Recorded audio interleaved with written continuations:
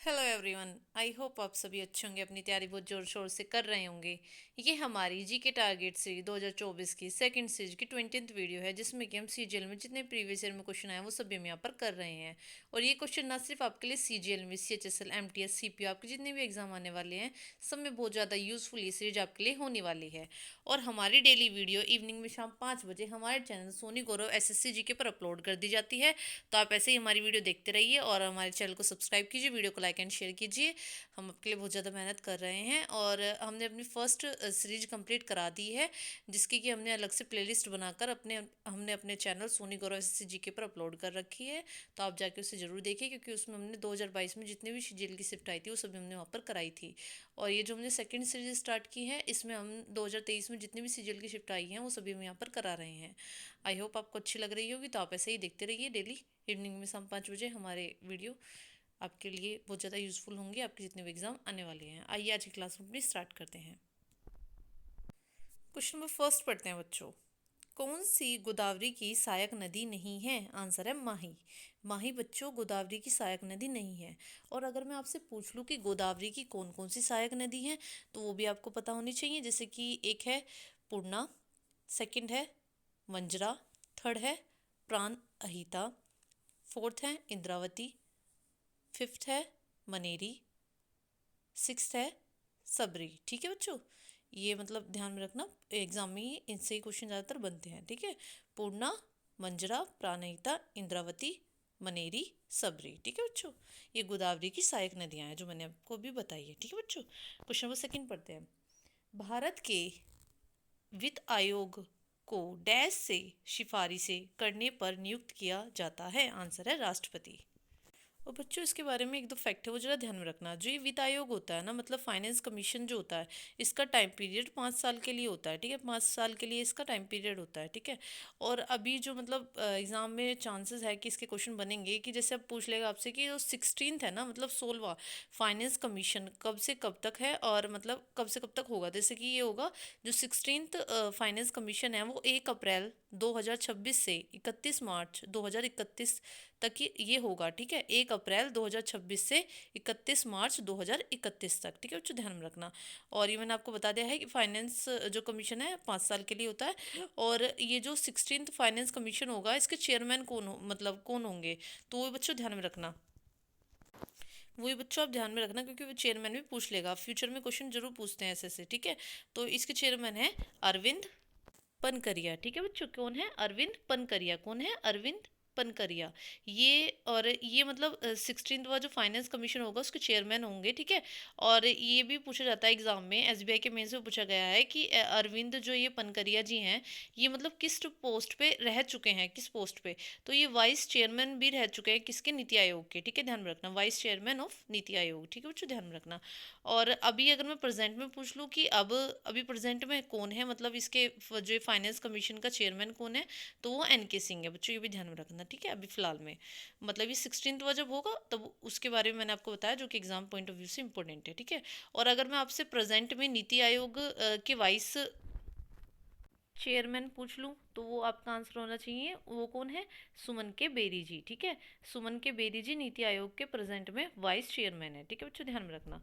ठीक है, इसके बारे में जितने भी इंपॉर्टेंट फैक्ट बन सकते थे वो मैंने आपको बता दिए हैं। और ये क्या कहते हैं, वित्त आयोग जो है फाइनेंस कमीशन, इसके लिए आर्टिकल कौन सा है? 280, ये भी ध्यान में रखना। ठीक है बच्चों, इसके लिए आर्टिकल कौन सा है, और 16 फाइनेंस कमीशन कब से कब तक होगा, उसके चेयरमैन कौन होंगे, वो सब मैंने आपको बता दिया है, जो कि एग्जाम में चांसेस है बनने के क्वेश्चन। ठीक है, क्वेश्चन नंबर थर्ड पढ़ते हैं। जॉन न्यूलैंड्स ने परमाणु भार के क्रम में व्यवस्थित रासायनिक तत्वों की आवर्तिता का प्रस्ताव देते हुए एक नवोन्मेषी अवधारणा अष्टक के नियम ऑक्टेव लो को किस वर्ष प्रतिपादित किया था? आंसर है 1865 में। कब बच्चों? 1865 में। किसने किया था? जॉन न्यूलैंड्स ने। किसका दिया था? ऑक्टेव लो। ठीक है, इंपॉर्टेंट है, एग्जाम पॉइंट ऑफ व्यू से थोड़ा ध्यान में रखना बच्चों इस क्वेश्चन को। क्वेश्चन नंबर फिफ्थ पढ़ते हैं। भारत छोड़ो आंदोलन के दौरान करो या मरो का नारा किसने दिया था? आंसर है महात्मा गांधी जी ने।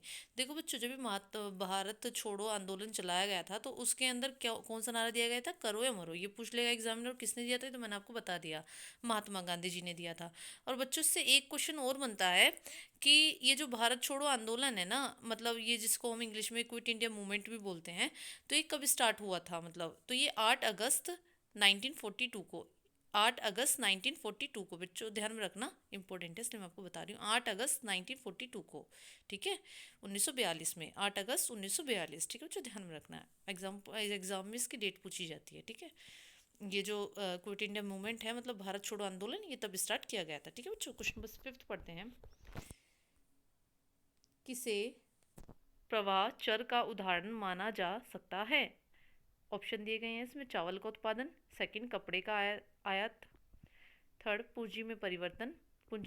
तो बच्चों इसके तीनों ही ठीक है, ठीक है। तीनों ही जो ये वो होता है ना, प्रवाह चर का उदाहरण मान जाते हैं, ठीक है। क्या क्या? चावल का उत्पादन, कपड़ों का आयात और पूंजी में परिवर्तन, ठीक है। क्वेश्चन नंबर 6 पढ़ते हैं।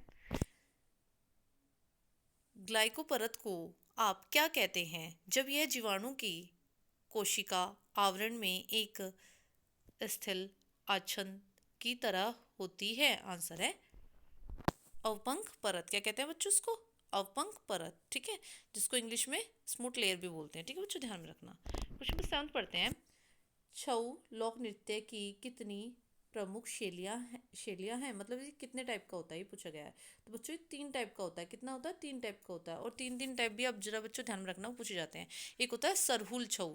क्या होता है? सरहुल छऊ। और जो ये सरहुल छऊ है ये झारखंड का है, ठीक है। और एक होता है पुरुलिया छऊ, जो कि कहाँ का है? वेस्ट बंगाल का। और एक है मयूरभंज छऊ, जो कि कहाँ का? उड़ीसा का। और ये मयूरभंज छऊ एक ऐसा छऊ है जो कि बिना मास्क के परफॉर्म किया जाता है, मतलब इसमें मास्क का नहीं लगाया जाता, ठीक है बच्चों, ध्यान में रखना।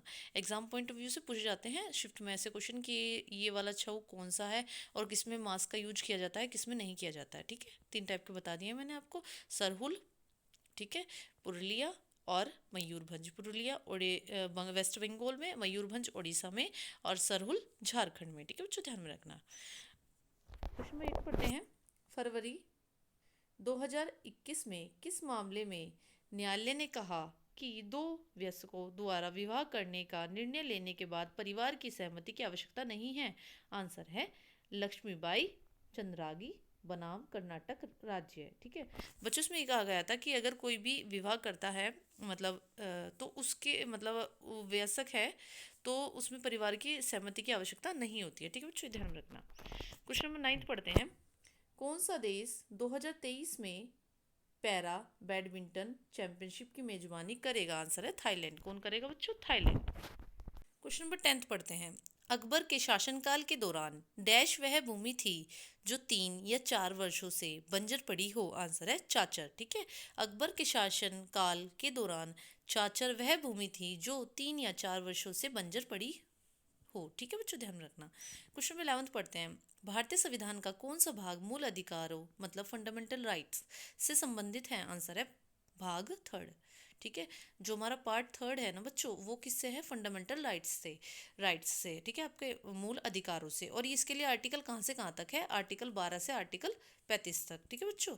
आर्टिकल 12 से आर्टिकल 35 तक किस में है? भाग 3 में है बच्चों, ध्यान रखना। और कितने हमारे, अगर मैं आपसे ये क्वेश्चन पूछ लूँ कि कितने मतलब मूल अधिकार हैं, हमारे मूल अधिकार सिर्फ 6 हैं, ठीक है। कितने हैं? 6 हैं। 7 जो संपत्ति का अधिकार था वो हटा दिया गया है, वो 300A में हमने मतलब वहाँ पर रख चुके हैं उसको, वो अब हमारे मूल अधिकारों में नहीं आता। अभी हमारे अधिकार कितने हैं? 6, ठीक है, ये भी ध्यान रखना। क्वेश्चन नंबर 12 पढ़ते हैं। संविधान को अपनाने के अलावा गणतंत्र दिवस मनाने के लिए 26 जनवरी को एक दिन के रूप में चुने जाने का क्या महत्व है? आंसर है पूर्ण स्वराज की घोषणा, ठीक है बच्चों। इस दिन क्या था ना, पूर्ण स्वराज की घोषणा की थी। देखो बच्चों, इसके बारे में एक पॉइंट ध्यान रखना कि 1930 में है ना, ये मतलब ये सेशन हुआ था, ये मतलब एक्यूरेट तो 1929 में हुआ था सेशन, जो कि लाहौर में हुआ था, ठीक है। फिर ये अगले साल 26 जनवरी को इसकी मतलब पूर्ण स्वराज की घोषणा कर दी गई थी 1930 में, ठीक है। 26 जनवरी 1930 में, 26 जनवरी 1930 में क्या किया था? पूर्ण स्वराज की घोषणा कर दी गई थी, ठीक है, ध्यान में रखना। इससे पहले कौन सा सेशन हुआ था? और जो 1900 29 में हुआ था, मतलब बच्चों जो 1929 में हुआ था वो सेशन लाहौर का सेशन था, ठीक है। फिर उसके मतलब 1930 में ही सेशन में पूर्ण स्वराज की घोषणा कर दी गई थी। कब? 26 जनवरी को। ध्यान रखना। क्वेश्चन नंबर 13 पढ़ते हैं। 2011 से 2012 के लिए राष्ट्रीय गरीबी रेखा का आकलन भारत के शहरी क्षेत्रों के लिए प्रति व्यक्ति प्रति माह डैश पर किया गया था। आंसर है 1,000 रुपये पर, ठीक है। जो गरीबी रेखा का किया गया था ना बच्चों, भारत के इसमें शहरी क्षेत्रों के लिए मतलब प्रति व्यक्ति प्रति माह 1,000 रुपये पर किया गया था, ठीक है। और अगर मैं आपसे ग्रामीण के लिए पूछ लूँ तो शहरी के लिए है, लेकिन ग्रामीण के लिए कितना है वो बच्चों ध्यान रखना, 816। कितना? 816, मतलब 8 का डबल 816, ठीक है। और ये शहरी के लिए 1,000 रुपये, ठीक है बच्चों, ध्यान रखना। इंपॉर्टेंट है इसलिए मैंने आपको बता दिया है, ठीक है। ठीक है बच्चों, मैंने जितने भी आपको पॉइंट बताए सब इम्पोर्टेंट है इसके बारे में कि शहरी का कितना है और ग्रामीण का कितना है। और जो मैंने आपको स्वराज के बारे में बताया वो भी ठीक है, ठीक है। वो याद कर लेना बच्चों, पूछा जाता है कि देखो इसकी मांग की गई थी जो 1929 का सेशन हुआ था लाहौर का उसमें, लेकिन ये मतलब पूर्ण घोषणा कब की थी इसकी? 1930 के सेशन में, ठीक है, जो कि 26 जनवरी 1930 का सेशन हुआ था, ठीक है, ध्यान रखना। और इसमें मैंने आपको बता दिया है कि शहरी में कितना 1,000 रुपये और ग्रामीण में कितना 816, ठीक है। क्वेश्चन नंबर 14 पढ़ते हैं। FTX क्रिप्टो कप किस खेल से संबंधित है? आंसर है शतरंज। किससे है बच्चों? FTX क्रिप्टो कप शतरंज से। क्वेश्चन नंबर 15 पढ़ते हैं। डॉक्टर DS अडवाल भारत में डैश क्रांति के जनक के रूप में जाने जाता था। आंसर है गेहूं। किसके बच्चों? गेहूं। कौन? अडवाल जी, ठीक है, ध्यान रखना। क्वेश्चन नंबर 16 पढ़ते हैं। उत्तर दक्षिण गलियारा कॉरिडोर किन दो प्रमुख शहरों को जोड़ता है? आंसर है श्रीनगर और कन्याकुमारी। किस किस को जोड़ता है बच्चों? श्रीनगर एंड कन्याकुमारी। और बच्चों अगर मैं आपसे पूछ लूँ ईस्ट टू वेस्ट मतलब पूर्व से पश्चिम तक कौन सा कॉरिडोर मतलब किस शहर को जोड़ता है, किन दो शहरों को? तो बच्चों वो भी ध्यान रखना, ये है सिलचर से पोरबंदर गुजरात, ठीक है। सिलचर जो कि कहाँ पर पड़ता है? ये पड़ता है आपका असम में, ठीक है। सिलचर जो कि असम में पड़ता है, मतलब ईस्ट से वेस्ट पे कहाँ? वेस्ट पे कौन? पोरबंदर गुजरात, ठीक है, ध्यान रखना, पूछा जाता है एग्जाम में, ठीक है बच्चों, ध्यान रखना। क्वेश्चन नंबर 17 पढ़ते हैं। कौन सा कार्बनिक यौगिक ओलेफिंट गैस का पर्याय है जिसका इस्तेमाल संवेदना हरक प्रशीतक तथा अन्य रसायनों को बनाने में किया जाता है? आंसर है एथिलीन। किसका बच्चों? एथिलीन। क्वेश्चन नंबर 18 पढ़ते हैं। अटल पेंशन योजना में लाभार्थी बनने के लिए आयु मानदंड क्या है? जिसमें पूछा गया है कि जो अटल पेंशन योजना में लाभार्थी बनने के लिए मतलब आयु कितना, मतलब कितने से कितना रखा गया है? तो 18 से 40 वर्ष, ठीक है। और इसका मतलब ये पूछ लेते हैं कि इसकी घोषणा कब की गई थी? तो इसकी घोषणा की गई थी बच्चों 9 मई 2015 को। कब की गई थी? 9 मई 2015 को। कब की गई थी? 9 मई 2015 को। किसकी? अटल पेंशन योजना की। आयु सीमा कौन सी कहाँ से कहाँ तक है? 18 से 40 वर्ष, ठीक है बच्चों, ध्यान में रखना। क्वेश्चन नंबर 19 पढ़ते हैं।